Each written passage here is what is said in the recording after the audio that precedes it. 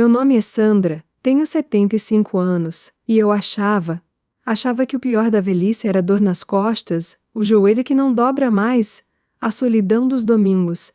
Achava que era o esquecimento dos outros, as ligações que não vêm, os aniversários esquecidos. Mas não, o pior é sentir que quem você criou com todo amor, com sacrifício, com o prato dividido ao meio, é quem vai te trair. Eu moro nessa casa há quase 50 anos. Cada tijolo aqui tem uma memória. Foi aqui que meu marido levantou as primeiras paredes com a mão calejada. Aqui que meus filhos deram os primeiros passos. Aqui que plantei as roseiras que ainda hoje florescem na primavera. Aqui que Pororoca correu solto por anos, latindo para passarinho e dormindo aos meus pés. Aqui que eu chorei, que eu ri, que eu sobrevivi. Esse terreno não é só terra, é pedaço da minha alma. Depois que Pororoca se foi, meus filhos começaram a aparecer mais. No começo, achei bonito. Estão preocupados com a mãe, eu pensei. Querem me fazer companhia. Traziam bolo, perguntavam se eu precisava de remédio, ofereciam carona até o mercado. E eu, besta, coração de mãe, fui abrindo as portas de novo. Achei que o tempo tinha amolecido o genuísmo deles. Mas era só o começo da encenação. Naquela tarde, enquanto eu lavava os panos na pia do fundo, ouvi risadas e passos na cozinha. Eles achavam que eu estava lá fora, na calçada, mas eu estava só ali atrás da porta, com as mãos molhadas e o coração sereno, até escutar uma frase que cortou meu peito. A papelada tá quase pronta, só falta ela assinar. A velha nem vai entender, hein? Fiquei muda. A velha nem vai entender. Congelada, segurando um pano ensaboado como se o tempo tivesse parado, era o meu filho mais velho falando. Meu menino, meu João. O que nasceu pálido de parto difícil que quase me levou junto. Que eu embalei noites e noites com febre. O que eu defendi da professora injusta, que eu levei para fazer o primeiro rege com o dente ainda mole. Aquele mesmo. Falando da própria mãe como quem fala de um móvel velho. Esperei ele sair. Fingi que não ouvi nada. E fui pro meu quarto. Coração batendo tão alto que parecia querer sair pela boca. E ali sozinha comecei a juntar os cacos, as visitas forçadas, as conversas atravessadas.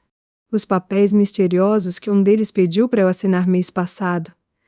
É só uma autorização para o posto de saúde, mãe. Eu assinei, sem ler.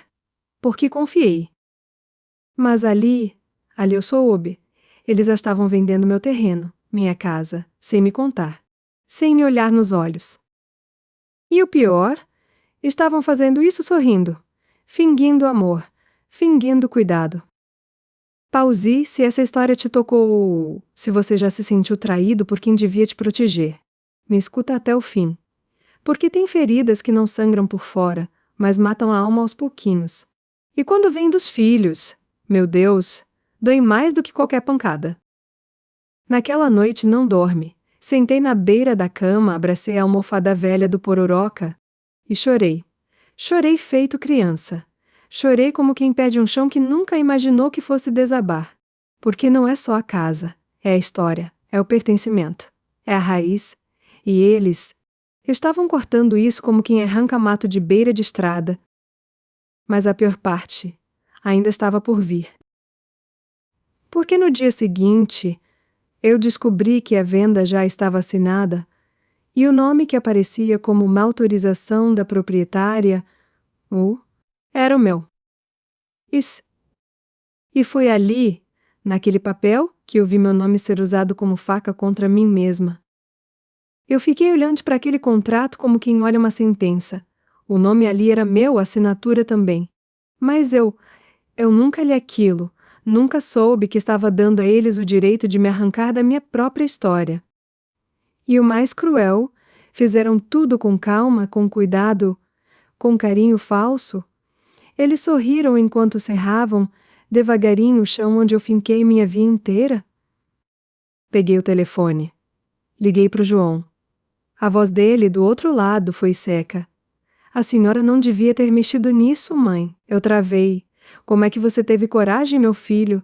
E ele respondeu uma coisa que eu nunca vou esquecer. Mas a senhora não está em condições de cuidar disso, Zazinha. A gente tá resolvendo o que é melhor. Melhor pra quem? Pra mim. Que vou parar onde? Num quartinho nos fundos de uma casa que nem é minha? Em algum asilo com outras mulheres esquecidas pelos filhos? Pausei e fiquei 3 dias sem comer, só tomando água e tentando entender. Eu que dei minha vida por eles. Que vendi o anel de noivado para comprar material escolar. Que fiquei noites acordada medindo febre. Que trabalhei em costura, em cozinha, em lavanderia para garantir o leite. Eu que segui a mão deles quando tropeçaram, agora era tratada como um estorvo. Uma idosa que não entende mais das coisas. Sabe o que dói mais? Não é a venda da casa. Eu podia morar até num barraco, desde que fosse com dignidade. O que dói é o desprezo escondido atrás da preocupação. É a frieza mascarada de cuidado. É ouvir da boca do próprio pós-filho que eu sou um pesbu. Chamei uma vizinha de confiança. Mostrei os papéis. Ela ficou em choque. Disse que aquilo podia ser anulado, que talvez eu tivesse assinado sem estar ciente. E foi ela quem me levou num advogado. O moço ouviu minha história, olhou nos meus olhos e disse: "A senhora foi enganada, mas ainda dá tempo de reagir." E eu chorei, porque fazia tempo que ninguém me dizia que eu tinha direito, que eu ainda tinha valor. Começamos a correr atrás. Levantamos documentos, conversamos com pessoas, revisitamos tudo que foi feito sem meu conhecimento. Descobrimos que o corretor era amigo de um dos meus filhos, que o comprador já sabia que eu morava aqui, mas achou que midiosa não ia dar problema. Pois deu. E eu levantei, botei minha melhor roupa, fui lá na reunião cara a cara com os filhos. Eles ficaram surpresos. Eu falei com calma, mas firme. Vocês me tiraram tudo, menos a coragem, essa. Essa vocês esqueceram que eu ainda tenho. E lutei. Foram meses, e não foi fácil. Me chamaram de ingrata, de teimosa, até de louca. Mas eu fui em frente, porque tem hora que a gente precisa se levantar. Nem que seja com a coluna torta, com a mão tremendo, mas em pé. E sabe o que aconteceu? Consegui anular a venda. Consegui manter meu terreno, minha casa, minha história. Porque ninguém vai me arrancar do lugar que eu construí com suor, com lágrima e com amor. Hoje eles não vêm mais aqui, e quer saber, melhor assim. Prefiro a solidão honesta do que a companhia mentirosa. Aqui, nesse pedaço de terra, eu volto a andar devagar pelo quintal, regar minhas plantas, falar com as estrelas, contar minhas memórias pro vento. E quando sento na cadeira de balanço, fecho os olhos e sinto pororoca correndo em volta.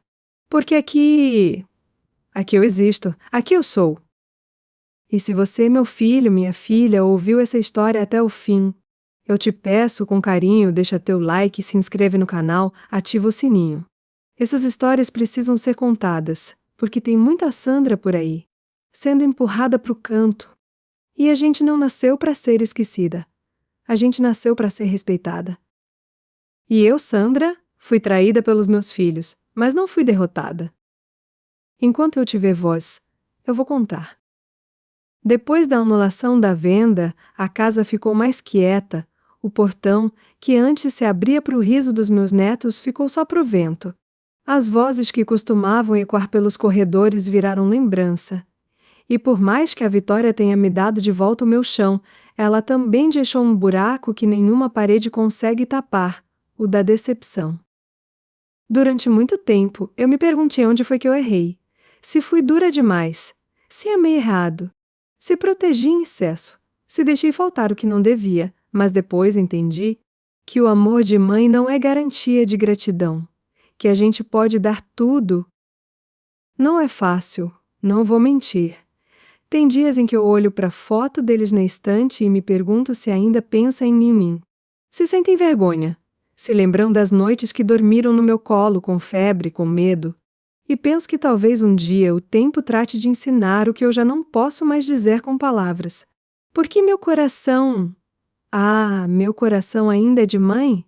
E coração de mãe, mesmo machucado, nunca fecha a porta por completo. Hoje eu acordo cedo, preparo meu café e vou molhar minhas plantas. Sento na varanda, falo com Deus, olho para o céu e agradeço. Agradeço por ter sobrevivido à maior das violências, a do esquecimento, a da ingratidão. a de ser tratada como um objeto sem valor. Mas eu não sou objeto, eu sou história, eu sou raiz, eu sou mulher. Aqui nessa casa, ainda mora o cheiro do meu marido no batente da porta, a marca dos pés pequenos no cimento do quintal, o latido de pororoca no fim da tarde. Aqui ainda vive tudo que fizeram questão de apagar com um contrato. Mas esqueceram que memória não se vende, que dignidade não se assina. Eu sigo, não esperando perdão, nem reconciliação.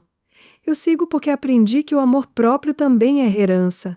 E se eles não souberam me honrar como mãe, que eu me honre como mulher, como ser humano, como alma que resistiu.